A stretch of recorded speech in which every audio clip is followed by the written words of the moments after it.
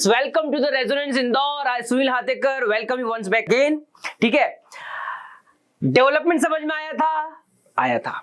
अच्छे कमेंट्स थे, लाइक्स बहुत अच्छे थे, बहुत धांसू वेलकम किया आप लोगों ने, मेरा बहुत बहुत शुक्रिया उन सभी के लिए। ठीक है, बट रेजोनेंस जो है वो अभी भी लगा हुआ है कि बच्चा अच्छा करेगा। ठीक है, और हम बोर्ड एग्जाम फोड़कर आएंगे। ठीक है, अब ध्यान दीजिएगा, आज का चैप्टर देख लिया होगा, the rise of nationalism in Europe में सिर्फ एक पिक्चर आपको दिखाऊंगा, सिर्फ एक नेक्स्ट स्लाइड दबाऊंगा और आपको पूरा चैप्टर का जो बैकबोन है वो समझ में आ जाएगा, ये मेरी गारंटी है।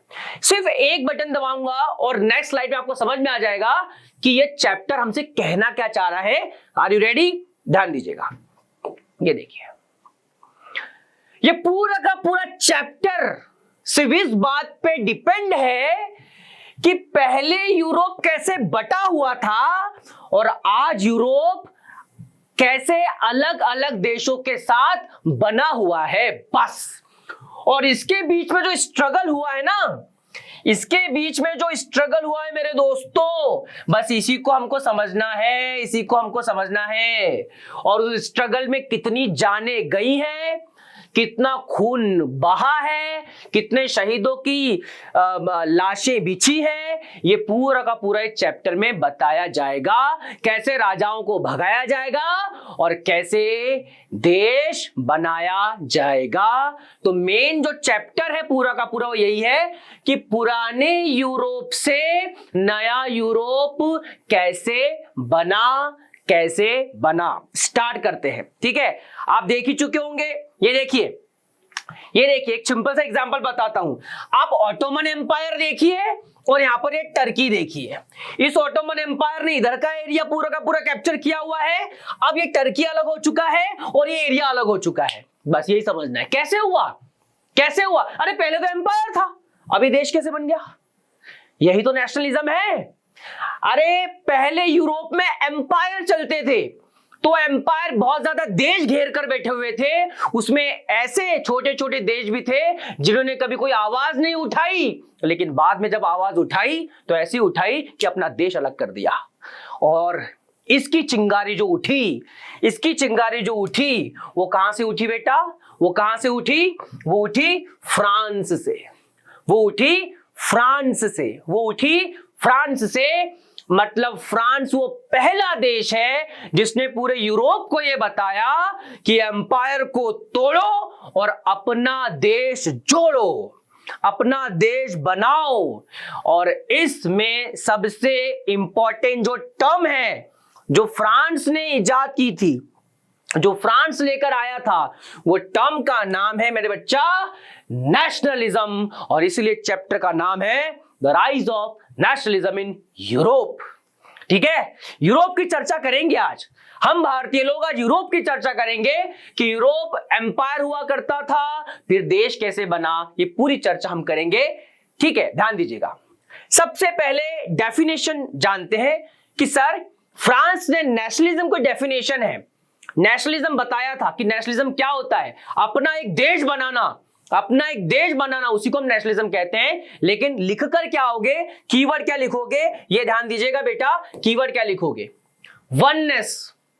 जिस देश में एक फीलिंग हो सबकी, थाउजेंड्स करोड़ ऑफ पीपल, लोग अलग अलग हो लेकिन सबका दिल एक जैसा धड़कता हो, एक देश के लिए धड़कता हो। वर्ल्ड कप अगर देख रहे हैं और विराट कोहली अगर 6 मार रहा है तो कश्मीर से लेकर तमिलनाडु तक और अटक से लेकर कटक तक जब सभी ने तालियां बजाई है तो वो नेशनलिज्म है, वो देश है, वो देशवासी है। तो ध्यान दीजिएगा, नेशनलिज्म में सबसे पहले क्या आएगा? वननेस। हम एक हैं, हम सब एक हैं among people of the territory. एक पूरी ज्योग्राफिकल टेरिटरी का जब लोकेशन हम सबका एक हो, लॉयल्टी हो, देश के लिए ईमानदारी हो, डिवोशन हो, मर मिटने का जज्बा हो, पूरी तरह समर्पण हो टुवर्ड्स द नेशन, हमारा एक कल्चर हो, हमारी एक हिस्ट्री हो, हमारा एक सिविलाइजेशन हो, ऐसे डेफिनेशन को हम कहते हैं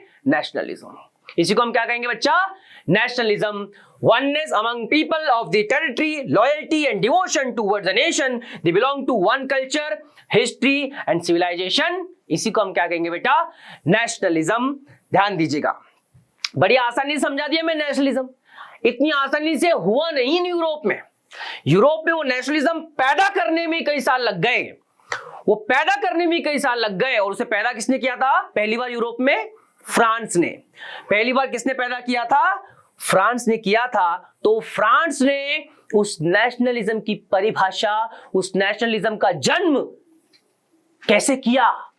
कैसे किया? ऐसा क्या हुआ फ्रांस में? ऐसा फ्रांस में क्या हुआ कि वहां पर पूरी की पूरी आग यूरोप में लग गई और यूरोप के लोग एम्पायर को तोड़कर अपना अपना देश बनाने में लग गए. शुरुआत करते हैं. क्वेश्चन आ सकता है, कौन से ऐसे फैक्टर्स थे जिसमें फ्रांस में नेशनलिज्म पैदा हुआ? तो ध्यान दीजिएगा, following ideas emerge in support of nationalism. Following ideas emerge in support of nationalism. पहला पॉइंट ध्यान दीजिएगा, पहला, emergence of ideas of la patrie, the fatherland and the le citoyen. France में लोगों ने कहा, ये जो राजा बैठा हुआ है ना, ये राजा की कोई जमीन, ये फ्रांस की जमीन उसकी नहीं है, ये हम सबकी है. अगर हम सबकी है तो राजा हम पे रूल क्यों कर रहा है? कौन होता है ये राजा हम पे रूल करने वाला? पहली बार जब ये टर्म न्यूज़पेपर की मदद से, मैगजीन्स की मदद से और बहुत सारे सोर्सेस की मदद से लोगों के पास गए तो लोगों को थोड़ी सी बुद्धि आई कि बात तो सही बोल रहा है छोरा, बात तो बिल्कुल सही बोल रहा है कि जमीन पर कोई किसी का एग्रीमेंट थोड़ी है, किसने एग्रीमेंट थोड़ी बना के रखा हुआ है. तो पहली बार जो टर्म इजाद हुई थी ना फ्रांस में, वो ये हुई थी कि जमीन हमारी है और हम इसके सिटीजन हैं. तो सर ये तो फिर हमारा देश हुआ, हमारा देश हुआ. और फिर यहां पर इन लोगों ने क्या किया? धीरे धीरे स्ट्रगल करके वहां का जो राजा का फ्लैग था वो हटा दिया और अपना एक नेशनल फ्लैग बनाया. क्या बनाया? नेशनल फ्लैग बनाया. ठीक है, पहला ये किया, दूसरा ये किया, फिर क्या किया? वहां का जो पार्लियामेंट था, आप एस्टेट जनरल बोल लीजिए उसको, वहां का जो पार्लियामेंट था ना, उसको उखाड़ के फेंक दिया. भाई चल निकल यहां से. ठीक है, उसको उखाड़ के फेंक दिया. उसको क्या बोलते थे? Estate general was replaced by national assembly. अरे लोगों की असेंबली है, लोगों की असेंबली है. क्या बना दिया उसको? प्रोसेस चल रही है, नेशनलिज्म क्रिएट हो चुका है, लेकिन अधिकार छीना जाता है, मिलता नहीं है. इन्होंने अधिकार छीना है. ठीक है, कैसे? सबसे पहले लोगों को अवेयर किया, जमीन अपनी है, अपन इसके सिटीजन है, ये नेशनल फ्लैग है, सबका है, राजा का अकेले का झंडा नहीं लगेगा. स्टेट जनरल को हटाओ, नेशनल असेंबली लाओ. और यहां पर नेशनल जनरल क्या होता है, इसकी डेफिनेशन में लिख रखी है, एग्जाम में आ सकता है. What do understand by state general? ध्यान दीजिएगा, A legislative and consultative assembly in France, MCQ में आ सकता है, कहां का था? फ्रांस का था. Represented the 3 states. 9th class में पढ़ा था ना, 3 states मतलब 3 कैटेगरी. ठीक है, द क्लर्जी मतलब प्रिस्ट लोग, चर्च के जो पादरी वगैरह होते हैं वो, द नोबिलिटी मतलब राजाओं के परिवार के लोग या जो राजाओं जैसे रहते हैं. ठीक है, और फिर थे कॉमन पीपल, हम जैसे लोग, मिडिल क्लास पीपल. ठीक है, ये थे. इसको हटा दिया और क्या लेकर आए? नेशनल असेंबली लेकर आए. ठीक है, ध्यान दीजिएगा. उसके बाद centralised administration was put and formulated uniform law. सबके लिए एक जैसे कानून होंगे. राजा की बेटी है, बहुत अच्छी बात है, कानून यही पालन करना पड़ेगा जो हम बनाएंगे. उसका बेटा है, कहीं पर एडमिशन लेगा, एग्जाम क्लियर करके जा, प्रूव कर अपने आप को. वुमेन के लिए भी वही राइट्स, मैन के लिए भी वही राइट्स. मतलब क्या है सर, फ्रांस में जो चिंगारी भड़की थी ना, वो यहां से भड़की थी, और पूरे यूरोप में आग लग गई. मतलब जला नहीं दिया, आग लग गई. मतलब यूरोप के लोगों ने बोला कि ये फ्रांस जैसा छोटा देश राजा को भागने पे मजबूर कर सकता है, तो हम तो बड़े बड़े देश हैं, हम तो बड़े बड़े एम्पायर हैं और हमारे साथ तो बहुत सारे लोग हैं. सबने फ्रांस को फॉलो किया और आज का जो नया यूरोप है वो क्रिएट हो गया. ध्यान दीजिएगा. फिर क्या है बेटा? फिर आपका uniform system of weights and measures. पहले क्या होता था? पहले जैसे एक एम्पायर है तो एक एम्पायर एक राजा के हाथ में है, तो एक जगह से दूसरी जगह जाने पर आपके वेट्स और मेजर चेंज हो जाते थे। जैसे जैसे 100 centimetre equal to 1 metre, 100 centimetre equal to 1 metre. एक जगह पर दूसरी जगह जाओगे उसी एम्पायर में तो हो जाएगा 2 metre, 100 centimetre equal to 2 metre हो जाएगा। तीसरी जगह जाओगे तो 100 सेंटीमीटर इक्वल टू 3 मीटर हो जाएगा। कहने का मतलब यह है कि एक ही एम्पायर में अलग अलग जगह जाने पर वेट्स और मेजर अलग हो जाते थे। मतलब यह है, जैसे केजी की आप बात करेंगे, केजी की आप बात करेंगे, है ना, केजी की आप बात करेंगे तो 1000 ग्राम इक्वल टू 1 केजी। दूसरी जगह जाओगे तो 2 केजी हो जाएगा, तीसरी जगह जाओगे तो 3 केजी हो जाएगा। तो इनको सबको क्या कर दिया गया, इक्वल वेट्स और मेजर कर दिया गया। इन सबको क्या कर दिया गया, इक्वल वेट्स और मेजर कर दिया गया। दूसरी टेरिटरी में घुसे, उसी टेरिटरी मतलब उसी बड़े एम्पायर की अलग अलग टेरिटरी में घुसेंगे तो मेजरमेंट चेंज हो जाते थे, लोग बड़े प्रॉब्लम में थे। और जब प्रॉब्लम आती है तभी स्ट्रगल होता है। ठीक है, ये जो चीजें थी इसने फ्रांस को नेशनलिज्म में कन्वर्ट कर दिया। और फिर यहां पे जैकोबिन क्लब जैसी पॉलिटिकल पार्टी भी बनी, carried the idea of nationalism abroad. और जैकोबिन क्लब पूरे हर जगह, ठीक है, दूसरी जगह पर भी आइडिया लेकर गया कि किस प्रकार से नेशन क्रिएट किया जाता है। 2 बातें समझाई मैंने अभी तक केवल आपको। ओल्ड से न्यू यूरोप कैसे बना और उसकी चिंगारी जिसने भड़काई वो फ्रांस ने भड़काई, और वो कैसे भड़काई वो मैंने आपको बता दिया है। ठीक है, नेक्स्ट बेटा, नेक्स्ट ये भाई साहब बहुत ही धांसू व्यक्ति है। ठीक है, 5.5 फीट का ये व्यक्ति पूरा यूरोप जीत लेता है। लेकिन सर इस पूरे नेशनलिज्म में इस राजा ने क्या किया, सुनिएगा इसने क्या किया।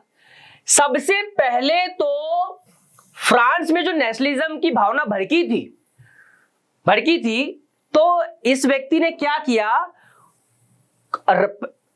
फ्रांस के नेशनलिज्म को थोड़ा सा ठंडा किया और वहां के लोगों को क्या समझाया कि देखो मैं आपको अधिकार देता हूं, मैं आपको सारे के सारे अधिकार देता हूं, और उनको कन्विंस किया।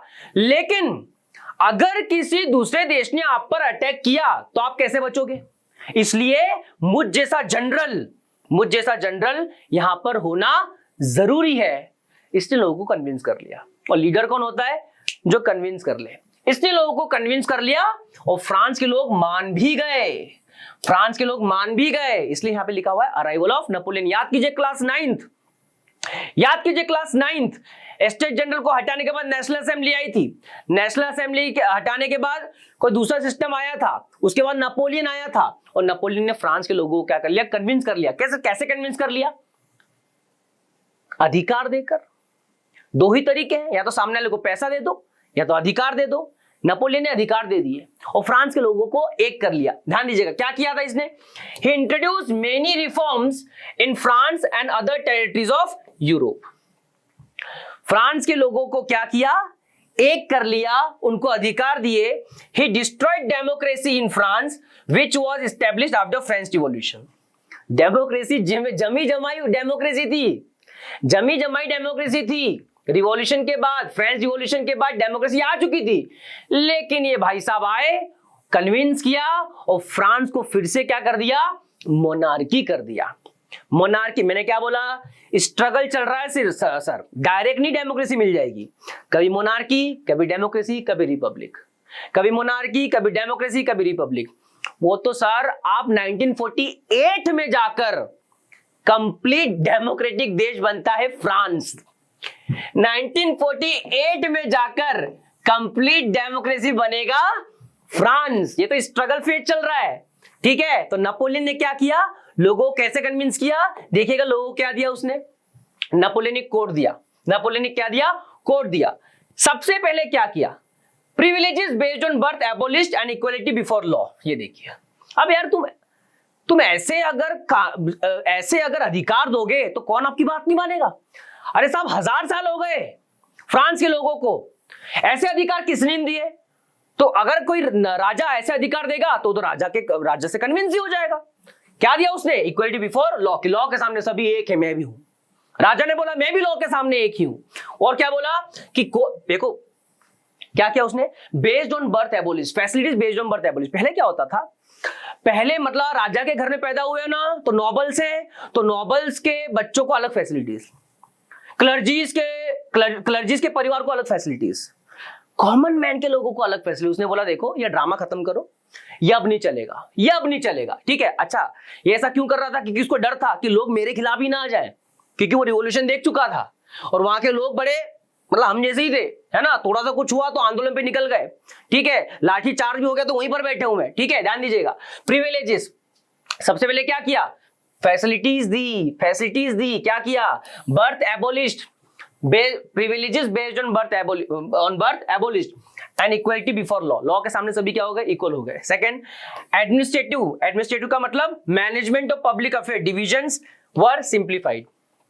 फॉर एग्जाम्पल बता रहा हूं, for example IAS, IPS, IRS जैसे हमारे देश में है ना, तो वहां पर भी मैनेजमेंट के लिए कुछ लोग थे, उसको इजी कर दिया ताकि लोग जाएं, अपनी समस्या सुनाएं और जल्दी से सुविधाएं पाएं, ठीक है, इसको इजी कर दिया। फिर क्या किया बेटा?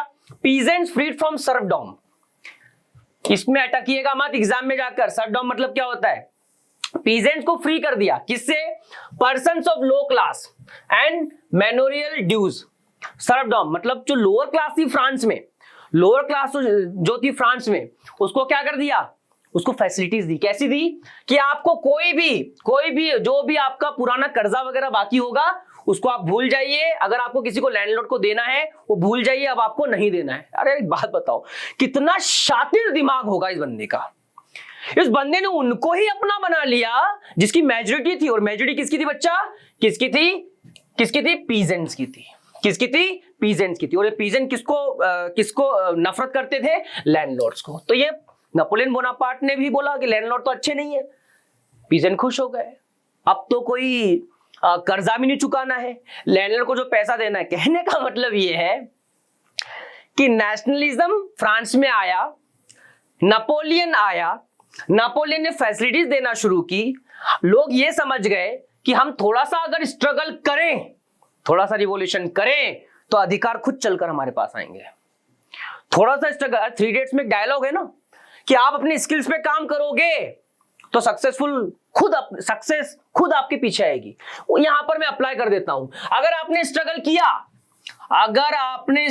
किया तो राइट्स खुद पीछे आएंगे आपके। अगर देश की बात करें तो राइट्स खुद आपके पीछे आएंगे। ध्यान दीजिएगा, एग्जाम में आ सकता है नेपोलियनिक कोड, तो ये पूरा समझा दीजिएगा, ठीक है, ध्यान दीजिएगा।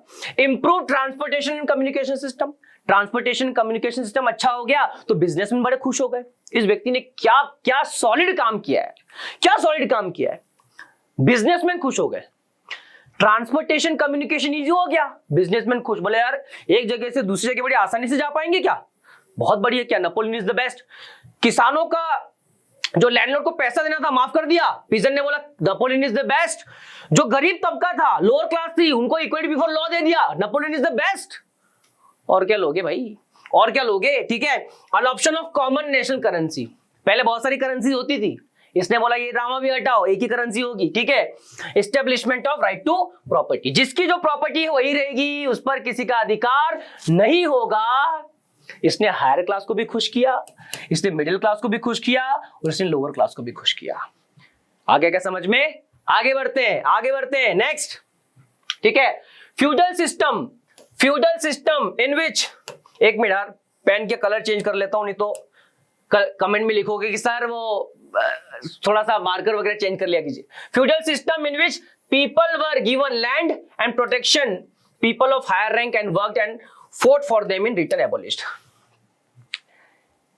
1 साल हो गया है यूरोप पड़े हुए, नेशनलिज्म यूरोप। फ्यूडलिज्म का जो मेन मतलब है, कुछ बच्चों को पता होगा, कुछ बच्चों को नहीं पता होगा, तो डरने की बात नहीं है बेटा। सुनील सर बता रहे हैं, फ्यूडल सिस्टम उसने हटा दिया। क्या होता है फ्यूडल सिस्टम? सिंपल भाषा में समझाता हूं। राजा क्या करता था, राजा लैंडलॉर्ड्स, नॉबल्स और मिलिट्री के लोगों को स्पेशल फैसिलिटीज देता था। उस स्पेशल फैसिलिटीज के बदले में ये लोग राजा के लिए लड़ाई करते थे कि राजा अगर किसी ने हमला कर दिया ना तो हम हैं, डरने वरने की जरूरत नहीं है, हम संभाल लेंगे। हमला करता था। ये जो फैसिलिटीज देने के बदले में सर्विसेज देने का चलन है ना, इसी को फ्यूडल सिस्टम कहते हैं। कोई सिविल सर्विस अगर इसमें से करेगा ना तो वहां पर भी आपको बहुत इजी हो गया है, क्योंकि फ्यूडल सिस्टम जो शब्द है वो आपको बहुत जगह आएगा हिस्ट्री में, है ना। तो फ्यूडल सिस्टम का मतलब क्या है कि फैसिलिटीज लो और सर्विसेज दो, यही फ्यूडल सिस्टम होता है। ठीक है, इसने एबोलिश कर दिया, बोले नहीं नहीं नहीं, लोग बड़े परेशान होते हैं, इसको हटाओ। यार नेपोलियन भाई एक ही दिल है मेरा, कितनी बार जीतेगा, जीत गया। ठीक है, ध्यान दीजिएगा, removal of guilds, association of merchant restricted in towns. ठीक है, ये देखो गिल्ड्स का मतलब क्या होता है, मर्चेंट्स का ग्रुप, बिजनेस में लोगों का ग्रुप, जैसे अंबानी हो गया, ठीक है, टाटा हो गया, उसके बाद बहुत लक्ष्मी मित्तल हो गया, ठीक है, बहुत सारे ऐसे लोग, इन लोगों का ग्रुप, बिजनेसमैन, बड़े बड़े बिजनेसमैन लोगों का ग्रुप, इसको क्या बोलते हैं, गिल्ड्स।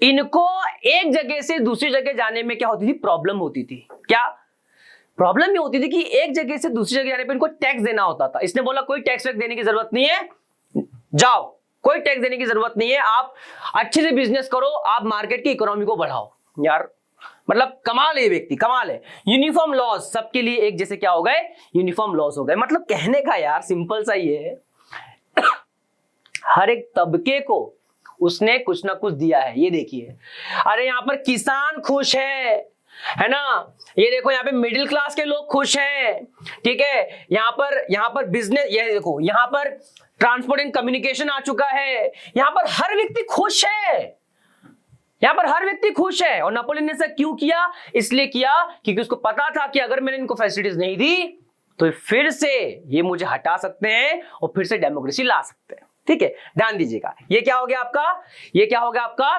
फ्रांस में किस प्रकार से एक नया देश बनकर उभरा फ्रांस, स्ट्रगल हुआ, ठीक है। लेकिन अच्छी चीजें और अच्छे लोग ज्यादा चलते नहीं है, चाहे दुनिया की बात करो या हिंदुस्तान की, मतलब किसी कहीं की जगह की बात करो। ठीक है, क्या हुआ साहब, ये बात अच्छी नहीं लगी उन राजाओं को जो ऑर्थोडॉक्स थे, मतलब रूढ़िवादी थे, कंजर्वेटिव थे। कंजर्वेटिव का मतलब जैसा चल रहा है वैसा ही चलने दीजिए। ये पसंद नहीं आया, किसे पसंद नहीं आया, पुराने राजाओं को पसंद नहीं आया, है ना। हर कोई नेपोलियन बोनापार्ट तो हो नहीं सकता, इसलिए तो उसको द ग्रेट नेपोलियन बोलते हैं ना, इसलिए बोलते हैं। द ग्रेट अशोका कहते हैं ना तो उसके काम के लिए बोलते हैं, द ग्रेट अकबर कहते हैं तो उसके काम के लिए बोलते हैं। क्यों, क्योंकि उन्होंने जनता के लिए काम किया है। ठीक है, लेकिन ये सबको तो पसंद नहीं आएगा, तो सबको पसंद नहीं आया, ठीक है, उसने बोला बाद में जाओ, कोई दिक्कत नहीं है, ठीक है। लेकिन बाकी के जो राजाओं थे उनको ये चीज अच्छी नहीं लग रही थी, मीटिंग बुलाई और इन लोगों ने क्या किया, बैटल ऑफ लिप्जिग में 1813 में ये डिफीट हो गया। राजाओं ने इसको क्या कर दिया, हरा दिया।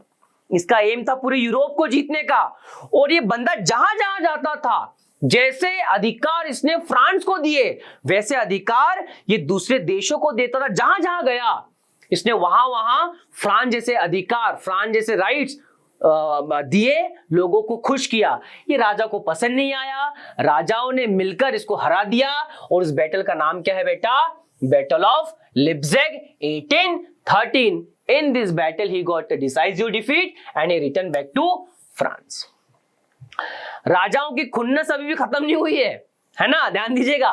France also in the battle of Waterloo 1815, लेकिन दूसरे राजा को डर था कि भाई अगर ये जिंदा रहा तो फिर से ये कुछ ना कुछ करेगा, इसलिए इसको हरा देना अच्छा है। और फाइनली इसको 1815 में बैटल ऑफ वाटरलू में हरा दिया गया।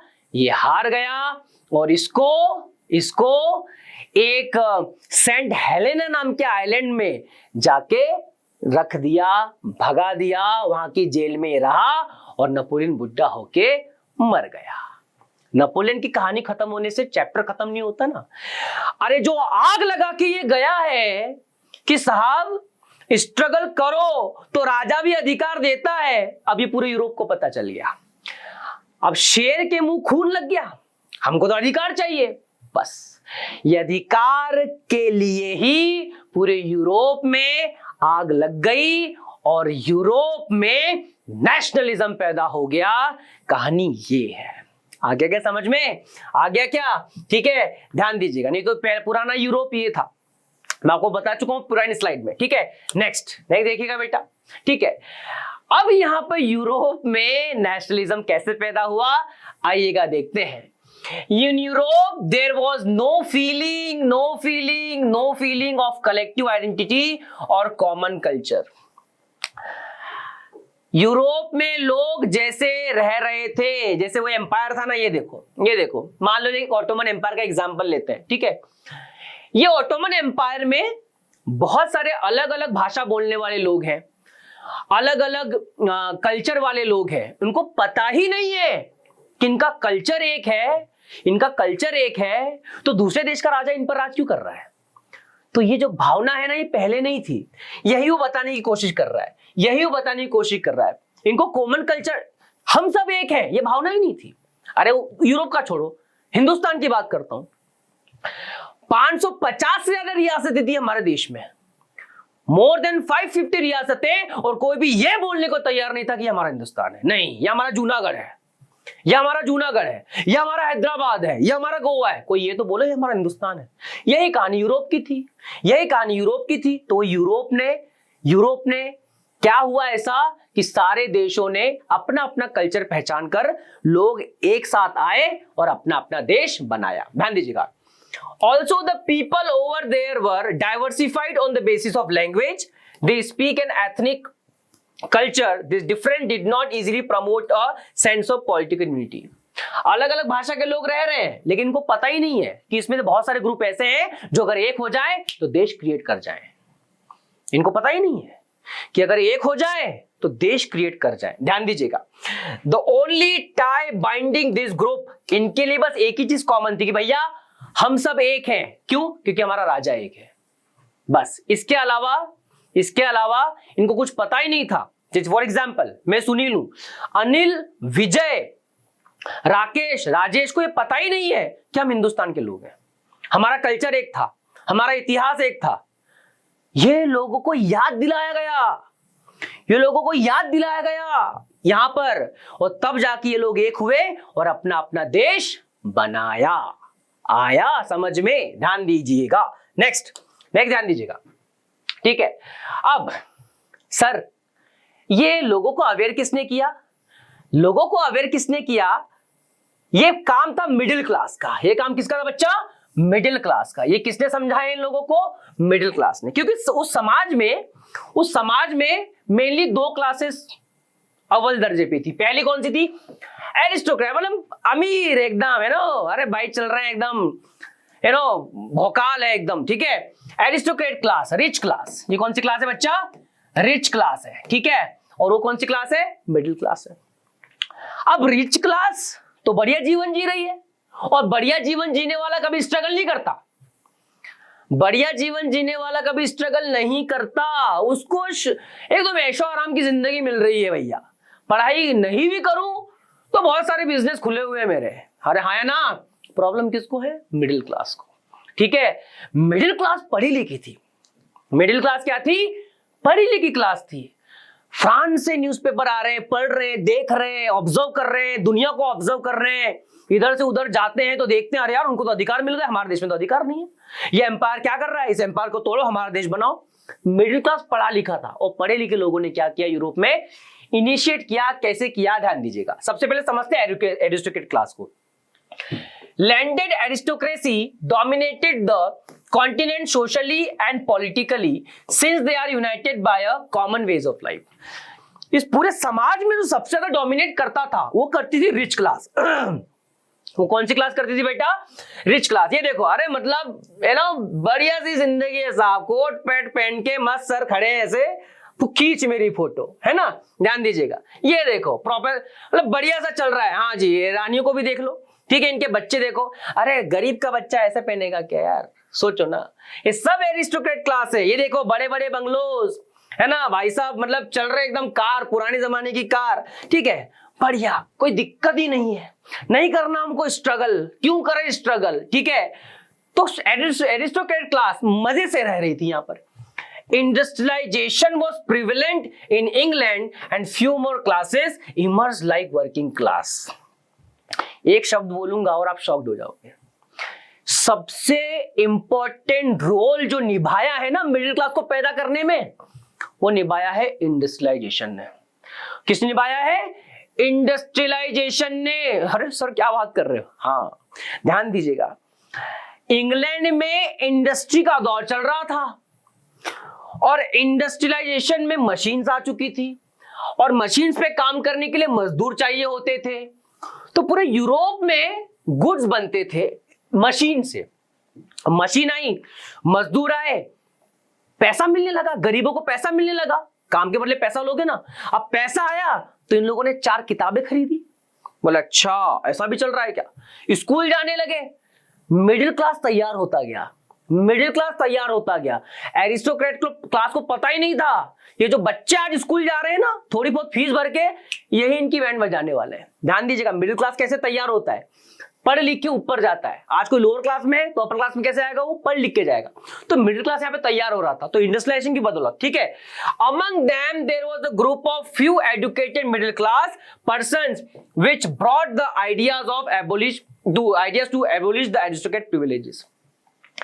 अब उन किताबों में इतिहास भी होगा। अरे हाँ या ना? अरे भाई इतिहास थोड़ी बैन हो गया, इतिहास भी होगा। अब इतिहास भी पढ़ रहे हैं, न्यूज़पेपर की खबरें भी आ रही हैं क्योंकि प्रिंट आ चुका था। ध्यान दीजिएगा, 10th क्लास में आपने प्रिंट कल्चर पढ़ा होगा। प्रिंट उस समय तक आ चुका था, किताबें आ चुकी थी, लोग पढ़ते थे, लिखते थे, सबको सब कुछ पता चल रहा था। बोला अच्छा यार फ्रांस में ऐसा हो गया क्या, फिर हम भी करेंगे। बस ये जो भावना है ना कि हम भी करेंगे, बस इसी भावना ने यूरोप को क्या कर दिया? नेशनलिज्म के लिए खड़ा कर दिया। ध्यान दीजिएगा, ठीक है। और इसमें सबसे अव्वल दर्जे पे आए कौन लोग? लिबरलिज्म। अब मेरी बात ध्यान सुनिएगा, यूरोप में नेशनलिज्म फैलाने में बहुत सारे लोगों का हाथ है। सबसे पहले कैटेगरी आती है लिबरल, फिर आएगी रिवॉल्यूशनरी, है ना? ये 2 मेन लोग हैं। मिडिल क्लास में 2 प्रकार के लोग थे। पहले थे लिबरल्स, समझाऊंगा क्या होता है, और दूसरा कौन था बच्चा? दूसरा कौन था? रिवॉल्यूशनरीज। दूसरे कौन थे? रिवॉल्यूशनरी का तो काम ही अलग होता है, मानेगा तो ठीक है, नहीं तो ये ले, है ना? ठीक है, ध्यान दीजिएगा। अभी जो पहली कैटेगरी है लिबरल, ये कौन थे बच्चा? ये कौन थे? ध्यान दीजिएगा, liberalism is derived from a Latin word Libre meaning free. ध्यान दीजिएगा, व्हाइट पेन ले लेता हूं, ठीक है। लिबर मीनिंग फ्री, ठीक है। ये लिबरल लोग कौन थे? इनका कहना था कि भाई ये राजा होता कौन है हम पे रूल करने वाला? फ्रांस को देखो, फ्रांस में तो पहले ऐसा था लेकिन अब नहीं है, और वहां पे तो अधिकार भी मिल रहे हैं। बस इन लोगों ने भड़का दिया लोगों को। भड़काया क्या? समझाया। इसको भड़कान थोड़ी कहेंगे, समझाया कि भैया ऐसा है राजा, अब तू निकल, अब तेरे दिन हो गए पूरे, ठीक है, अब यहां पर कोई तेरी चलने नहीं वाली है। इस प्रकार से लिबरल लोगों ने क्या किया? मिडिल क्लास को समझाया, अवेयर किया, ठीक है। लिबरल मतलब क्या? फ्री, एकदम फ्री सोचने वाले। ये नहीं कि पुराना ही ऑर्थोडॉक्स सोच चल रही है कि नहीं राजा ही बढ़िया होता है, नहीं भैया अब नहीं चलेगा ड्रामा, ठीक है, फ्री। अब ये जो लोग हैं इनकी क्या क्या डिमांड्स थी? इनकी मेन 2 डिमांड्स थी, सुनिएगा। एक तो पॉलिटिकली लोग क्या कहते थे, मतलब राजनीति कैसी होनी चाहिए। हमने लोगों को पूछा कि ए लिबरल तुम्हारी सोच क्या है भैया, क्या चाहते हो? बोले साहब हम चाहते हैं कि गवर्नमेंट हो और वो जनता के हिसाब से हो। हम डिसाइड करेंगे किस राजगद्दी पर कौन बैठेगा, हम डिसाइड करेंगे कि राजगद्दी पर कौन बैठेगा। ये जो पहला कॉन्सेप्ट है ना, लिबरलिज्म लाए हैं। कहां पर? यूरोप में। लिबरल मतलब फ्री सोच वाले लोग। अरे साहब नहीं चाहिए पुरानी राजनीति हमको, है ना? ये राजा तो अपने लिए फैसिलिटीज करता है और हमारे तो कुछ करता ही नहीं, हम तो मजदूर ही है, ठीक है। ध्यान दीजिएगा, तो आपको एग्जाम में पूछा जाएगा कि what was the liberalism politically liberalism क्या सोचते थे? उनका क्या कहना था? अरे साहब हमको तो अब ऐसी सरकार चाहिए जो हम ही चुनेंगे, ठीक है। ध्यान दीजिएगा, फिर इकोनॉमिकली क्या चाहते थे, मतलब पैसों के मामले में? It stood for the freedom of markets. Market खुले छोड़ने का मतलब ऐसा ना हो कि यार 50 किलोमीटर पे दूसरी टेरिटरी है और मुझे टैक्स देना पड़ रहा है, 30 किलोमीटर पे दूसरी टेरिटरी है और यूनिटी चेंज हो जाती है, तो मैं काम करते फिरूं कि वो यूनिटी कन्वर्ट करता फिरूं? दिक्कत तो है, आप बोल भी रहोगे कि सर दिक्कत तो थी, है ना? समरी बताओ, समरी समझ में आ रही है? समरी इसलिए बता रहा हूं ताकि आप अपने अकॉर्डिंग भी आंसर लिख पाओ। अबे कितने क्वेश्चन आंसर रटोगे, कितने क्वेश्चन आंसर रट लोगे? अगर ये चैप्टर समझ में आ गया तो आप अपनी मर्जी से भी आंसर लिख सकते हो। ध्यान दीजिएगा, economically destitute for the freedom of markets and abolition of restriction. अभी बताया मैंने, रेस्ट्रिक्शन हटाओ sir. On the movements of goods and capital. अरे मुझे वहां पे अपना गुड बेचना है, नहीं जा पा रहा मैं। क्यों नहीं जा पा रहा? यूनिट चेंज हो जाती सर, मैं परेशान हो रहा हूँ, ट्रांसपोर्टेशन नहीं, कम्युनिकेशन नहीं करना मुझे बिजनेस। लिबरल लोगों ने बोला परेशान मत हो, राजा को हटा दो ना और अपनी सरकार लेकर आओ। देखो फ्रांस में कैसा किया, आ रहा समझ में? फ्रांस से कैसे यूरोप में चीजें आई।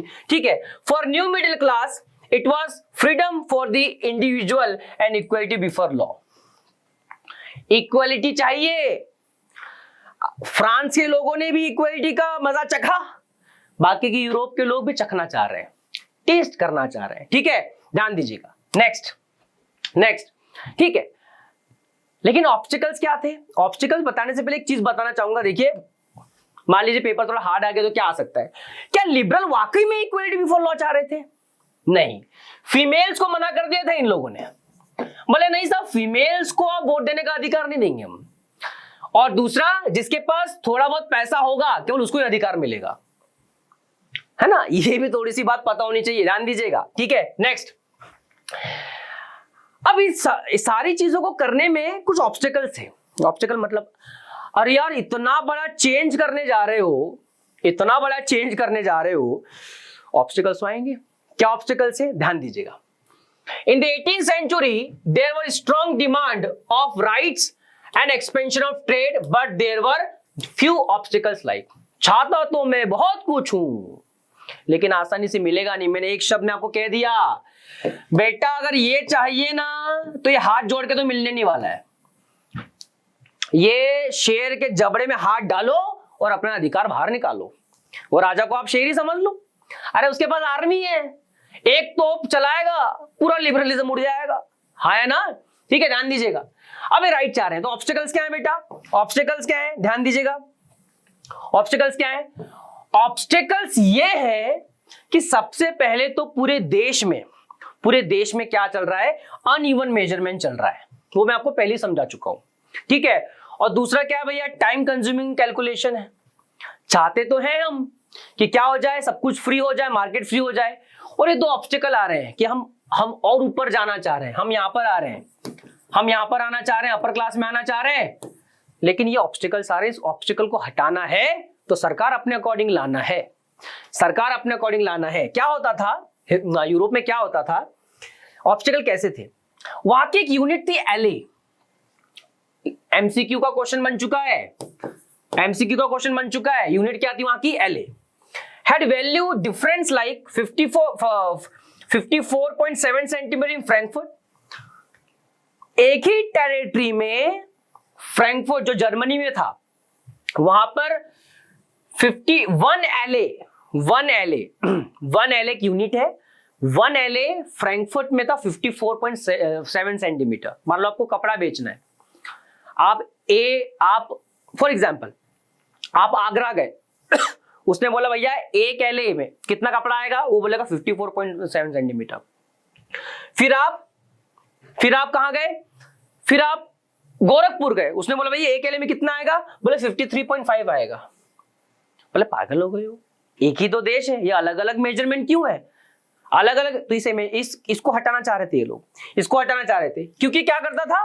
टाइम वेस्ट करता था। यार क्यों टाइम वेस्ट कर रहे हो? हमारा टाइम वेस्ट करता था, तो इसको ये हटाना था। ये आ सकता है एग्जाम में, ये एग्जाम में आ सकता है। ठीक है, ध्यान दीजिएगा कि यूनिट क्या थी? तो एलए थी। ठीक है, नेक्स्ट। और फिर इन लोगों ने अपनी जिद पर एक चीज क्रिएट की और उसका नाम था ज़ोल्वेरिन। उसका नाम क्या था? ज़ोल्वेरिन। मतलब इतना इंपॉर्टेंट क्वेश्चन है ना सर कि 4-5 स्क्रीनशॉट ले डालो इसके। ठीक है, और रिवीजन जब करोगे ना तो इसको देख के जाना बच्चा, इसको देख के जाना। ठीक है, ध्यान दीजिएगा।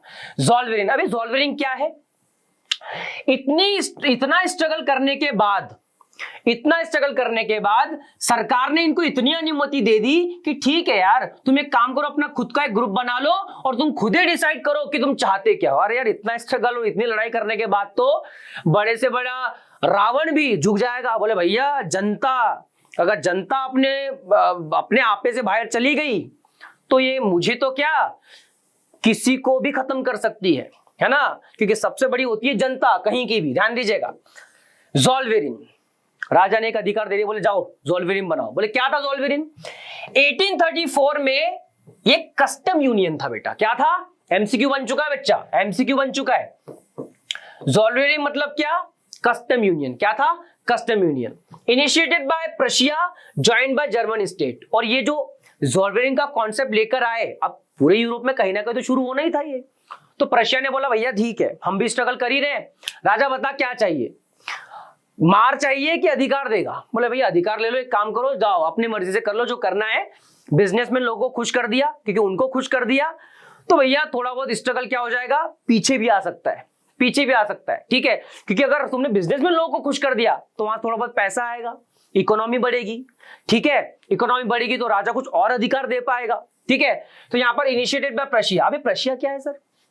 सर हमने तो कभी यूरोप में अभी के न्यू मैप में तो प्रशिया देखा ही नहीं। प्रशिया एक हिस्सा हुआ करता था जर्मनी में, अभी नहीं है, ठीक है, अभी नहीं है, ठीक है। प्रशिया एक नाम हुआ करता था, एक देश हुआ करता था, छोटा सा टेरिटरी हुआ करता था प्रशिया। तो प्रशिया में सबसे पहले ज़ोल्वेरिन का कॉन्सेप्ट स्टार्ट हुआ। दूसरा एमसीक्यू तैयार हो चुका है, ठीक है, कि बताइए ज़ोल्वेरिन का कॉन्सेप्ट सबसे पहले कहां पर आया? प्रशिया में आया। किसने स्टार्ट किया? प्रशिया ने स्टार्ट किया। और इसको ज्वाइन किया किसने? जर्मन स्टेट्स ने, जर्मन के बाकी के हिस्सों ने, है ना, क्योंकि प्रशिया भी किसका हिस्सा था? जर्मन का, ठीक है। नेक्स्ट, इसका एम था, M was to bind the Germans economically into a nation। इसका एम क्या था बच्चा? इसका एम था इकोनॉमिकली जर्मन्स को क्या कर दें हम? एक कर दें। ये भी तो नेशनलिज्म का हिस्सा है, एक होना। मैंने पहले ही बोला था, किसी भी रूप में हो लेकिन एक हो। तो क्या हुआ? इकोनॉमिकली हमने क्या कर दिया? सारे जर्मन स्टेट्स को एक कर दिया। अब आप जर्मन स्टेट में कहीं पर भी जाइए, वो जो 1 LA है ना, उसका मेजरमेंट आपको एक ही मिलेगा। अब कोई 54.7 सेंटीमीटर नहीं और कोई 54.17 सेंटीमीटर नहीं, जो भी ज़ोल्वेरिन डिसाइड करेगा वही होगा। Next, एबोलिश्ड tariff barriers. टैरिफ मतलब होता है टैक्स। ज्यादा डरने की जरूरत नहीं है, ज्यादा डरने की जरूरत नहीं है, ठीक है। इसके पहली वाली स्लाइड में मैंने मीनिंग्स दे रखे हैं, वो देख लेना एक बार। Abolish tariff barriers and reduce the number of currencies from 30 to 2। यार ये देखिए, मतलब क्या था ये? 30 करेंसी चलती थी, 30 जर्मनी में, 30 करेंसीज, मतलब हर टेरिटरी में एक करेंसी, है ना। 30 किलोमीटर पे गए करेंसी चेंज, 30 किलोमीटर पे गए करेंसी चेंज। अरे कोई भाषा है क्या जो चेंज हो रही है? करेंसी भाई। तो 30 से कितनी करेंसी कर दी इन लोगों ने? 2। तो थैंकफुल। मैं तो एक बार मैं जरा थैंक यू कहना चाहूंगा ज़ोल्वेरिन को कि भैया थैंक यू, तूने कम से कम ये तो किया कि लोगों को भावना जगा दी, है ना, कि स्ट्रगल करेंगे तो हमको ये भी मिल सकता है। और ज़ोल्वेरिन ने ये सारी सुविधाएं क्या कर दी? मुहैया करा दी लोगों को। नेक्स्ट, ठीक है, अब मेरी बात ध्यान सुनिएगा। सर 1815 में नेपोलियन मरा था और नेशनलिज्म भी चल रहा था जोरों पर, फिर आप 1834 पर आ गए। इसके बीच की कहानी अब बताऊंगा, सरप्राइज, ठीक है। इसकी बीच की कहानी अब बताऊंगा। सर वो नेपोलियन मरने के बाद हुआ था क्या कुछ? हाँ जी, नेपोलियन के मरने के बाद जो जो राइट्स नेपोलियन ने दिए थे वो सभी हटा दिए गए। अब ये तो वही हो गया कि घी में आपने आग में घी डाल दिया। आपने आग में क्या डाल दिया? घी डाल दिया कि यार हमने जो हमारे नेपोलियन हमको अधिकार दिए थे वो तुम छीन रहे हो, वो तुम क्या कर रहे हो? छीन रहे हो। तो क्या हुआ देखो, नेपोलियन के जाने के बाद उसको कहां भेज दिया था? सेंट हेलेना आइलैंड भेज दिया था। उसके जाने के बाद After defeat of Napoleon, European governments were driven by a spirit of conservatism। Napoleon के मरने के बाद कुछ ऐसे लोग आए जो ये चाहते थे कि नेपोलियन के पहले जैसा चल रहा था वैसा ही चलने दो। इसी को हम बोलते हैं कंजर्वेटिज्म। कंजर्वेटिज्म का एक सिंपल सा मतलब है ऑर्थोडॉक्स। ऑर्थोडॉक्स, है ना, जैसा चल रहा है वैसा चलने दो। लेकिन अब आप बोलोगे कि सर वो कॉपी चेकर तो सर ज्यादा ही मतलब सर अपने आप को पता नहीं क्या समझता है सर, वो तो अपने को नंबर ही नहीं देगा। तो उसकी डेफिनेशन भी देख लो बेटा, ठीक है।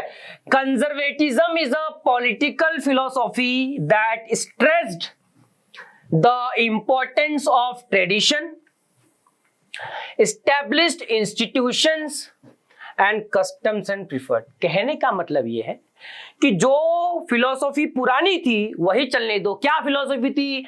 एक राजा होगा, वो डिसाइड करेगा कि उसको देश को क्या देना है, क्या नहीं देना है, इक्वलिटी नहीं होगी, वुमेन को रेस्ट्रिक्टेड किया जाएगा, बिजनेसमैन को रेस्ट्रिक्टेड किया जाएगा, इसको रेस्ट्रिक्टेड किया जाएगा, ये कहना चाह रहा है ना।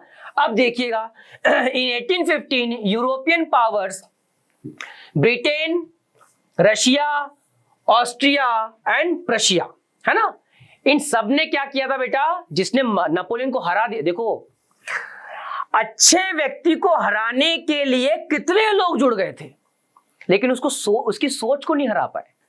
उसकी सोच इतनी गहरी थी, उसके अधिकार इतने अच्छे थे कि आज का नया यूरोप हम कह सकते हैं कहीं ना कहीं उसकी देन है। कहीं ना कहीं, पूरा कंट्रीब्यूशन नहीं बोल रहा हूं, लेकिन साहब 50% कंट्रीब्यूशन तो जाता है नेपोलियन को, 50%। क्योंकि अधिकार क्या होता है, इसकी डेफिनेशन नेपोलियन लोगों को बताई थी, ठीक है।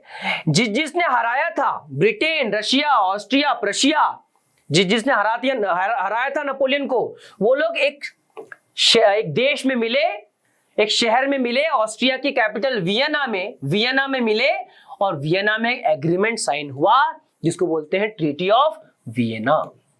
क्या बोलते हैं बच्चा? ट्रीटी ऑफ वियना और Vienna Congress. Treaty of Vienna. अब ये ट्रीटी ऑफ वियना क्या है, एग्जाम में आ सकता है। मैं क्वेश्चन बना देता हूं, राइट एनी 3 पॉइंट्स और 4 पॉइंट्स, राइट, है ना, एनी 3 to 4 या 5 points about the treaty of Vienna, about the treaty of Vienna. तो ये रहा ट्रीटी ऑफ वियना, या उसको वियना कांग्रेस ही बोल सकते हैं। ध्यान दीजिएगा, पहला क्या हुआ, इसका ऑब्जेक्ट था, पहला पॉइंट, इसका ऑब्जेक्ट क्या था? Undo most of the changes of Napoleon. Napoleon ने जो किया था उसको हटा दो, उसको हटा दो। पहला ऑब्जेक्ट, पहला पॉइंट तैयार। दूसरा, restored Bourbon dynasty to power and France lost territory which was annexed by Napoleon. France में जो बर्बन डायनेस्टी थी, जिसको हटाकर नेपोलियन राजा बना था, उस बर्बन डायनेस्टी को फिर से लेकर आओ। क्यों? क्योंकि ये हमारी बात मानता है। किसकी? कंजर्वेटिव्स की। किसकी बात मानता है? कंजर्वेटिव्स की। Restored Bourbon dynasty. बर्बन, अरे बिस्किट को मत याद करो, यहां बिस्किट की बात नहीं हो रही है ना। आधे लोगों के मुंह में तो पानी आ गया होगा, ठीक है। Restored Bourbon dynasty to power and France lost territories which was annexed by Napoleon. Bourbon dynasty को फिर से बिठा दिया। बोले सो फ्रांस को ही क्यों मेन ऐसा राजा को चेंज किया गया?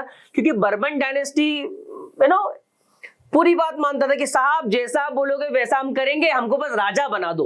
कुछ लोग होते हैं, ठीक है, तो राजा ऐसा ही था, ठीक है। बर्बन डायनेस्टी फिर से आ गई यहां पर, सेकंड पॉइंट हो गया। ट्रीटी ऑफ वियना में डिसाइड हुआ कि फ्रांस में फिर से बर्बन डायनेस्टी को लाया जाएगा, ठीक है। Main intention was to restore monarchies. हाँ, ये करो ना सर काम की बात, मोनार्की को लाना है, मोनार्की को आपको फिर से लाना है बेटा। ट्रीटी ऑफ वियना में क्या डिसाइड हुआ? डेमोक्रेसी हटाओ, रिपब्लिक हटाओ, कॉन्स्टिट्यूशन मोनार्की हटाओ, मोनार्की को लाओ, ठीक है। ध्यान दीजिएगा बेटा, मोनार्की को लाना है। कितने पॉइंट हो गए? 3 पॉइंट हो गए। कौन सा ऐसा कॉपी चेकर है कि ये पॉइंट लिखने के बाद आपके नंबर काट देगा? कौन सा ऐसा कॉपी चेकर है, ठीक है? अरे इतना कॉन्फिडेंस बूस्ट कर देगा ये कंटेंट कि आप उसको चैलेंज कर सकते हो। प्लस बताओ सर इसमें से कौन सा पॉइंट गलत लिखा है मैंने कि आपने मुझे नंबर कम दिए, है ना। 95 आने थे, आपने मुझे नंबर क्यों दिए, है ना। इन मींस 80 में से जो पेपर होगा, ठीक है, 75 आने थे सर, मुझे आपने 1 नंबर क्यों कम दिया? आप चैलेंज कर सकते हो, ठीक है। ध्यान दीजिएगा, a series of states like, अब इन लोगों ने पूरे यूरोप को कैसे जमा दिया ये देखो। Kingdoms of Netherlands included Belgium. Belgium को नीदरलैंड दे दिया। बेल्जियम में एक राजा था, एक राजा डिसाइड हुआ और उसको बोला कि जा खुश रहे, जा सिमरन जी ले अपनी जिंदगी, है ना। तो नीदरलैंड, उसको नीदरलैंड मिल गया। दूसरा, जेनोवा टू पिडमोंट, जेनोवा नाम का एरिया को क्या मिल गया? पेडमोंट मिल गया। ऑस्ट्रिया को मिला इटली, रशिया को मिला पोलैंड और प्रशिया को मिला सैक्सनी, है ना। एक एरिया था जिसका नाम था सैक्सनी, ठीक है। इस प्रकार से इलाकों को क्या कर दिया? अरेंज कर दिया। इन चीजों का आप ध्यान रखिएगा, ध्यान दीजिएगा। इसमें जो सबसे ज्यादा इंपॉर्टेंट काम किया ना, वो क्या किया, फ्रांस को बीचों बीच बिठा दिया और इन पांचों को घेर लिया। मतलब ये रहा फ्रांस, ठीक है, ये रहा फ्रांस, ये रहा आपका इटली, ये रहा आपका ऑस्ट्रिया, ये रहा आपका प्रशिया, ये रहा आपका जेनोवा। इस प्रकार से अरेंज कर दिया। फ्रांस को बीच में रखना है क्योंकि फ्रांस में लोगों में बड़ी आगे भाई, है ना। ध्यान दीजिएगा, ड्यूक मैटरनिक ने कहा था when France sneezes the whole Europe catches cold. जब फ्रांस छींकता है ना तो पूरे यूरोप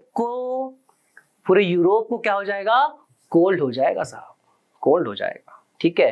बड़ा सही कहा था, ठीक है, ध्यान दीजिएगा। तो फ्रांस को बीच में रख दिया और बाकी के देश को आसपास कर दिया। आगे क्या समझ में, ठीक है। नेक्स्ट अभी तक जो कहानी थी लिबरल्स की थी, कंजर्वेटिव्स की थी, लेकिन बात तो बन ही नहीं रही सर। आप तो बता ही नहीं रहे सर, कुछ खून खराबा बताओ, मतलब क्या किया लोगों ने, ऐसा क्या हुआ, भगत सिंह जैसे कुछ लोग बताते हैं। अब वही शुरू कर रहे हैं हम लोग, ठीक है। एक और कैटेगरी थी मिडिल क्लास में जिसका नाम था रिवॉल्यूशनरीज। एक और कैटेगरी थी जिसका नाम था रिवॉल्यूशनरीज। रिवॉल्यूशनरीज मतलब देखो, नाम से ही नाम ऐसा हो कि काम हो जाए, है ना। नाम ही ऐसा हो कि काम हो जाए कि नाम सुनते से ही सामने वाला बोले कि भैया खतरनाक है, ठीक है। रिवॉल्यूशनरी का मतलब है पलट देगा पूरा का पूरा, माजरा ही पलट देगा, गेम ही पलट देगा तुम्हारा। वो ऐसे लोगों को कहते हैं रिवॉल्यूशनरी, क्योंकि रिवॉल्यूशन बदलाव लाना चाह रहे हैं। तो सारे के सारे लोग जो बदलाव लाना चाह रहे हैं उन्हीं को हम क्या कहते हैं बेटा, रिवॉल्यूशनरीज कहते हैं। आगे क्या समझ में, next. Following the wave of nationalism many revolutionary groups emerged in following countries. Liberals को देखकर और कंजर्वेटिव्स की हरकतों को देखकर, नेपोलियन के राइट्स को पढ़कर रिवॉल्यूशनरीज पैदा हो गए साहब। और ये लोग कहां पैदा हुए, मतलब कहां पर रहे। इटली में कुछ रिवॉल्यूशनरीज थे, जर्मन में थे, फ्रांस में थे, पोलैंड में थे और बाकी और यूरोप के देशों में थे। समझ में आ रहा है ना।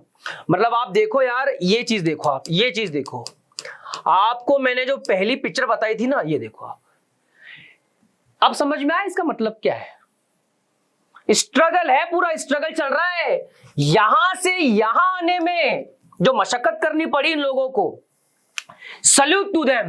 मतलब इसको ये बनाने में जादू से नहीं हो गया। लिबरल्स को थैंकफुल करो, नेपोलियन को थैंकफुल करो, रिवॉल्यूशनरी को थैंकफुल करो, लेकिन रिवॉल्यूशनरी ने ऐसा क्या किया उनको थैंकफुल किया जाए। आइएगा बेटा देखते हैं, ठीक है। ध्यान दीजिएगा, एग्जाम में आ सकता है कहां पर रिवॉल्यूशनरीज थे, तो ये क्वेश्चन आपका बन सकता है। Next, there was a secret society of Carbonari. बहुत सारे बच्चे इसी में कंफ्यूज रहते हैं कि सर कार्बनरी क्या होता है। अरे कोल की खदान में जो काम करने वाले लोग होते हैं ना बेटा, कोल का काम करने वाले, उनको बोलते हैं कार्बनरी। डरा मत करो शब्दों से, एनसीईआरटी की एक आदत है, बच्चों को डराता है शब्दों से।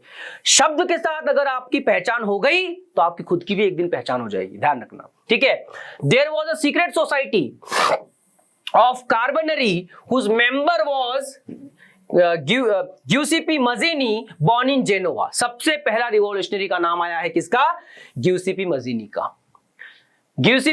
का। इटली को एक करना चाहता था। मजीनी फाउंडेड 2 अंडरग्राउंड सोसाइटीज, और इसको एक करने के लिए इसने क्या किया, इसने 2 सोसाइटी बनाई। एक यंग इटलियन मर्सलीज, बहुत इंपॉर्टेंट पॉइंट बता रहा हूं, यंग इटलियन मर्सलीज, और एक था यंग यूरोपियन बर्न। यंग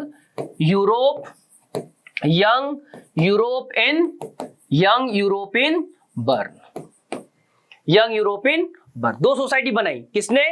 मैं थोड़ा फास्ट किस लिए चल रहा हूं, कवर करना यार, चैप्टर बहुत बड़ा है ना। तो आप सुन लीजिएगा उसको स्लो स्पीड में, क्योंकि I have to fulfil my responsibility आपके लिए, क्योंकि आपका एग्जाम अच्छे जाना चाहिए, तो बहुत सारे चैप्टर्स मुझे कवर करने हैं, ठीक है, ध्यान दीजिएगा। नेक्स्ट, और इन रिवॉल्यूशनरी की आइडियोलॉजी क्या थी। A belief that God had intended nation to be the natural units of mankind। इस देश पर किसी का अधिकार नहीं होता, इस देश को सबके लिए बनाया हुआ है। यहाँ पे राजा इस पूरे जमीन को अपनी नहीं कह सकता। जितने भी लोग रह रहे हैं ये सभी देश के हैं। Natural units of Mankind, natural units भगवान ने इसको सबको दे रखा है, तो कोई एक व्यक्ति इसके ऊपर अधिकार नहीं जमा सकता। Thus Italy was struggling to get unified. और इस प्रकार से इटली क्या कर रहा था, मतलब गिउसेपी मजीनी इटली को एक करना चाह रहा था, और ये लोग क्या कर रहे थे, स्ट्रगल कर रहे थे। अब वो स्ट्रगल कैसे होता है वो मैं आपको बताऊंगा पार्ट 2 में। वो किस बताऊंगा, पार्ट 2 में। तो माय डियर फ्रेंड्स, मेरे जोशीलो नौजवानों, my youth blood, my young blood, यहां पर पार्ट 1 क्या हो चुका है हमारा, कंप्लीट हो चुका है। लेकिन इस चैप्टर में हमने क्या क्या पढ़ा, इस चैप्टर में हमने क्या क्या पढ़ा, आइएगा एक बार जरा रिवाइज कर लेते हैं। इस चैप्टर में हमने क्या पढ़ा, इसमें हमने पढ़ा नेशनलिज्म की डेफिनेशन। इस चैप्टर में हमने क्या क्या पढ़ा, नेशनलिज्म की डेफिनेशन पढ़ ली बेटा, वननेस, एक कल्चर एक सिविलाइजेशन। फिर हमने पढ़ा आग लगाने वाला कौन था, फ्रांस था।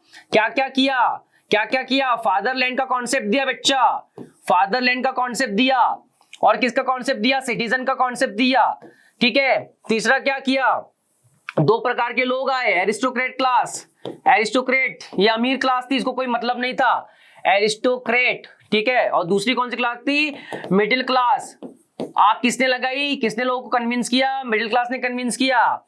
इसके बाद मिडिल क्लास में जो लोग थे, लिबरल्स, इन लोगों को और भड़काया। इसके बाद इनका रिजल्ट निकल कर आया, एक ज़ोल्वेरियन बना, ज़ोल्वेरियन मतलब कस्टम यूनियन।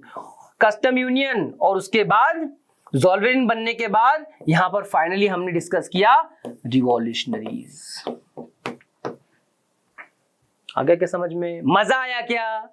अरे सिविल सर्विस में जाकर भी अगर एक बार इसको देखोगे ना, मजा आएगा, क्योंकि इससे ज्यादा सिंपल वे में मैंने पूरी कोशिश की है साहब कि आपको बड़े सिंपल वे में आपको ये चीज पढ़ाऊं। और हाँ, एक और चीज, कंटिन्यू सीरीज देखते रहिए, क्योंकि मैं एमसीक्यूज का पूरा एक बंच लेकर आने वाला हूं। इंपॉर्टेंट क्वेश्चंस, इंपॉर्टेंट एमसीक्यूज लेकर आऊंगा, वेरी शॉर्ट लेकर आऊंगा, शॉर्ट लेकर आऊंगा, ध्यान दीजिएगा, और मैप्स भी करवाऊंगा। तो आप इसको छोड़िएगा मत, कंटिन्यू इसको रखिए। एग्जाम के 2 दिन पहले इसको कर लीजिएगा, नंबर आ जाएंगे, ध्यान दीजिएगा। ठीक है, चलिएगा बेटा, पार्ट 2 के लिए मिलते हैं नेक्स्ट क्लास में। बहुत बहुत शुक्रिया आप सभी का, जय Hind, thanks from resonance family.